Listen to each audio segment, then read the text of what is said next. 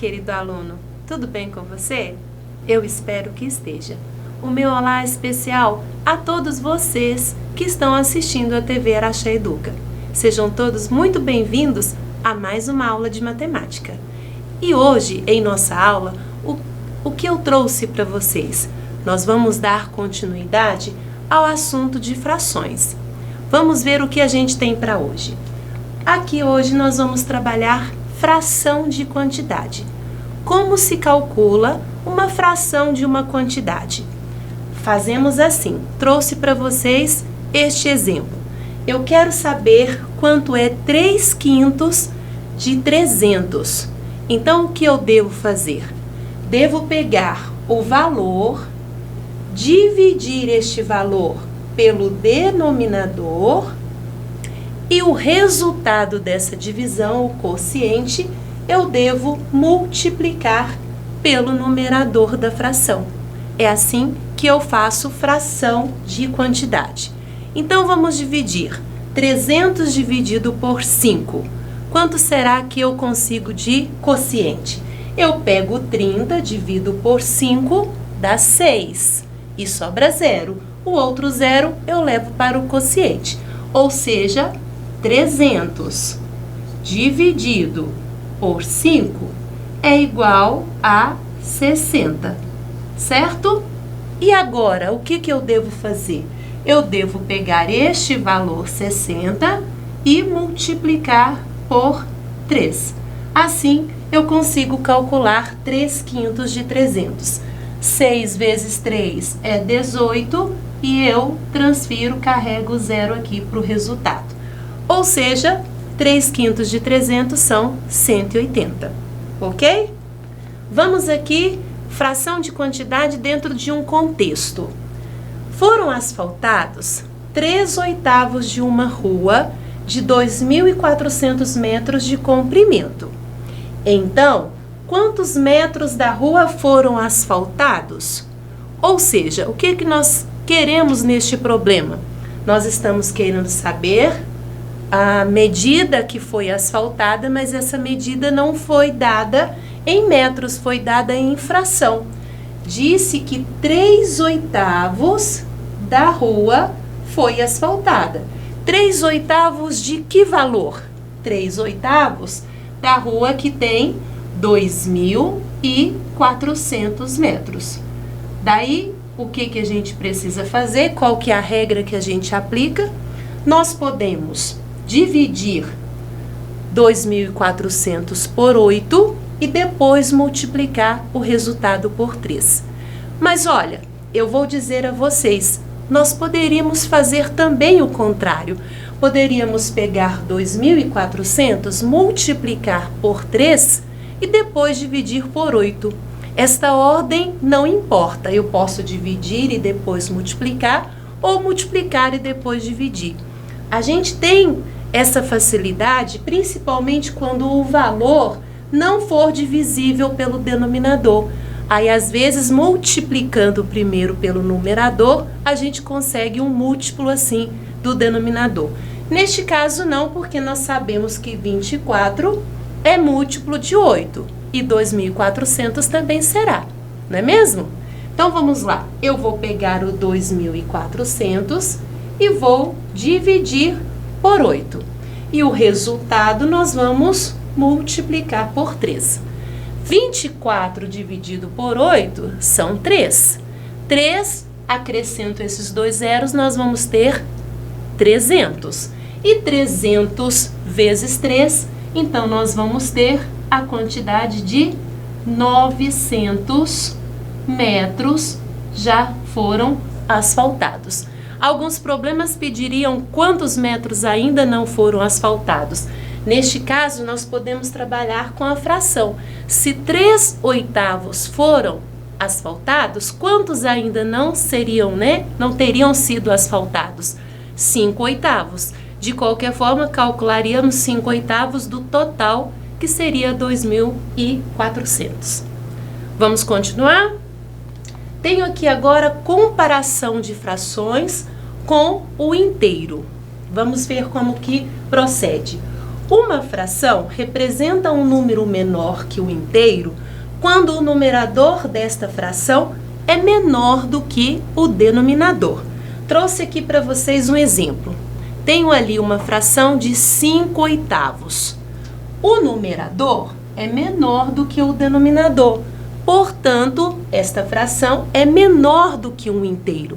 Eu não utilizei a figura toda e por isso a gente até denomina esta fração como uma fração própria. Ela tem essa nomenclatura. O numerador é menor do que o denominador e representa menos que um inteiro. Vamos aqui agora. E quando uma fração representa um número natural? Quando o numerador dessa fração é múltiplo do denominador. Vejam aqui este outro exemplo.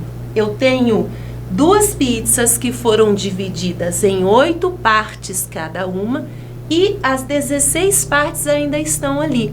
Portanto, eu ainda tenho os 2 inteiros, as 2 pizzas por completo.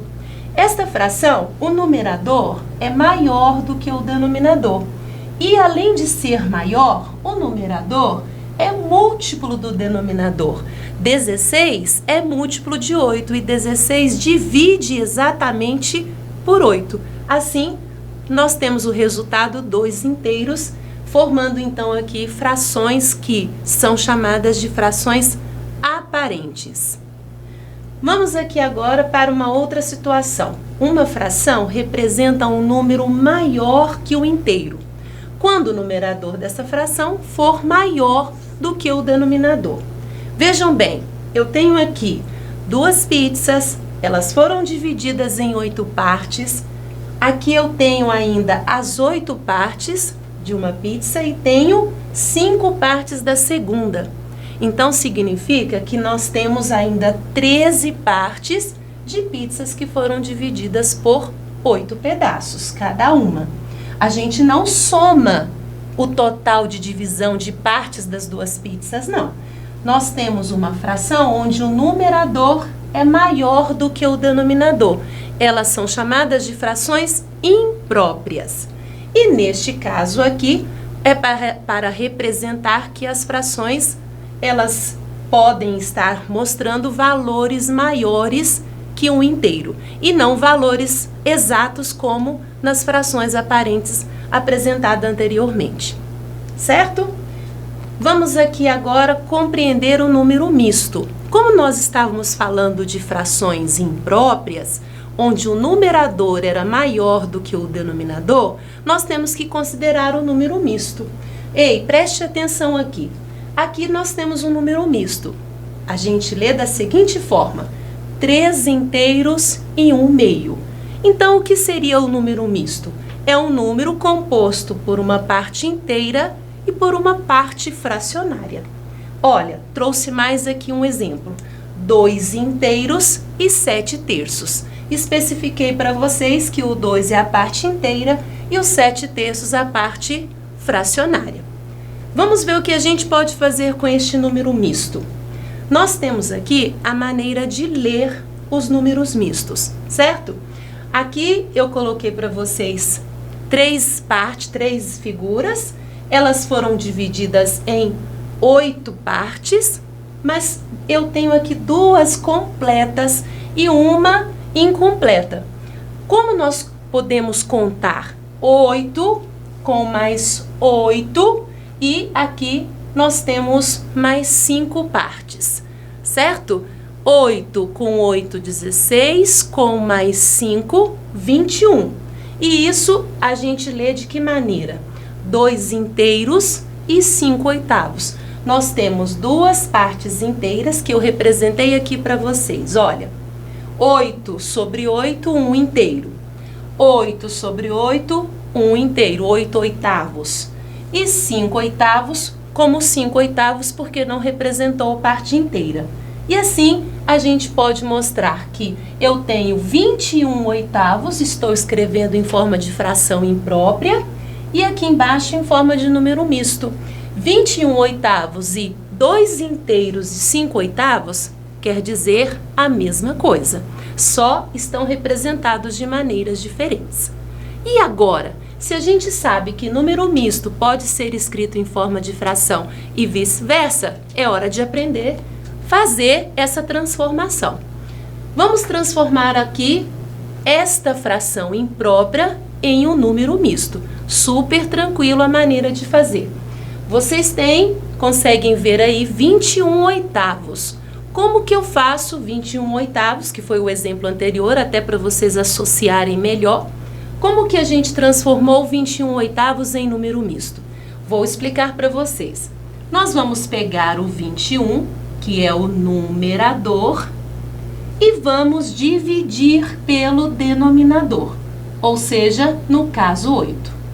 Vamos dividir 21, cabe o 8 quantas vezes? Nós sabemos que cabe 2 vezes, não é mesmo? 2 vezes 8, 16. Vamos subtrair aqui e vamos observar que o resto é 5. Não vamos dar continuidade. Vamos agora extrair o número misto aqui dessa divisão. O 2, ele vai ser a parte inteira. Então, nós vamos escrever aqui 2. O resto da divisão vai ser o numerador da parte fracionária. E o denominador será o divisor aqui da nossa divisão. Então, 21 oitavos é a mesma coisa que 2 inteiros e 5 oitavos. Descobrimos isso fazendo uma divisão, certo? E o contrário, Fabiana? E agora, se eu quiser transformar um número misto em uma fração imprópria, como que eu devo fazer? Também um processo muito tranquilo. Vou mostrar para vocês. Nós devemos pegar o denominador, multiplicar pela parte inteira. Do resultado, este produto vai somar com o numerador e vamos manter o denominador. Então, 8 vezes 2, 16. 16 mais 5, 21. Nós vamos colocar o 21 e vamos fazer o quê? Manter o denominador. Como o denominador é 8, 21 oitavos. Super tranquilo, não é mesmo? Acredito que vocês tenham compreendido. Vamos aqui verificar o seguinte. Agora, você fica com a revisão. Você faz aí uma retomada de tudo que a gente aprendeu através desse vídeo. Para calcularmos a fração de uma quantidade, precisamos entender primeiro o raciocínio por trás deste cálculo. Para isso, nós vamos fazer juntos uma experiência com pequenas quantidades. Aí, depois que você compreender a lógica presente nesse tipo de situação, poderá aplicá-la a quantidades maiores. Você está pronto?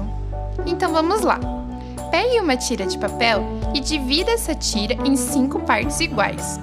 A partir dessa divisão, já podemos perceber que o denominador desta fração será 5, pois foi em quantas partes o inteiro foi dividido. Agora, desenhe 3 bolinhas em cada uma das partes da tira de papel e conte quantas bolinhas você desenhou ao todo. 15, certo? Esta será a nossa quantidade total. Muito bem!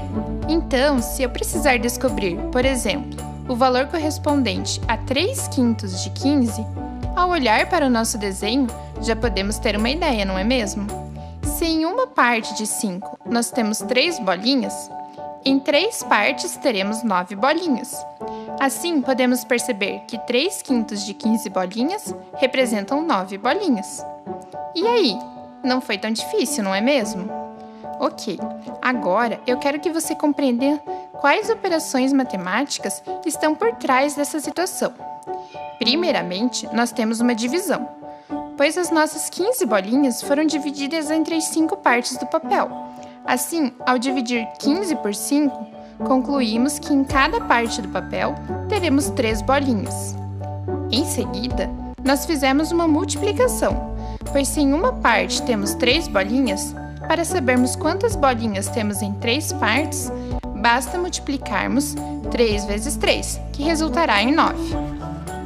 De forma sistemática, podemos simplesmente concluir que, para encontrarmos a fração de uma quantidade, basta dividir essa quantidade pelo denominador da fração e multiplicar o resultado pelo numerador. Mas é importante entender o que estamos fazendo e não apenas decorar esta fórmula. Por isso, eu recomendo que, caso não tenha ficado claro, você volte e assista novamente a primeira parte do vídeo, antes de prosseguir com quantidades maiores, ok? A partir do momento que compreendemos essa lógica, podemos aplicá-la às mais diversas situações que aparecem em nosso dia a dia. Como exemplo, vamos resolver juntos a situação que eu tinha apresentado em nossa última aula. Você se lembra? Em uma caixa com 100 frutas, 2/5 são laranjas. O nosso desafio aqui é descobrir a quantidade de laranjas. Para isso, o primeiro passo será dividir o nosso total, 100, pelo denominador da fração, 5. O resultado será 20. Agora, já sabemos que 1/5 de 100 corresponde a 20. Portanto, em 2/5 teremos 40. Assim, descobrimos que dentro dessa caixa existem 40 laranjas. Assim, eu espero que você tenha compreendido um pouco mais deste conteúdo de fração. Aguardo você na próxima aula. Até mais!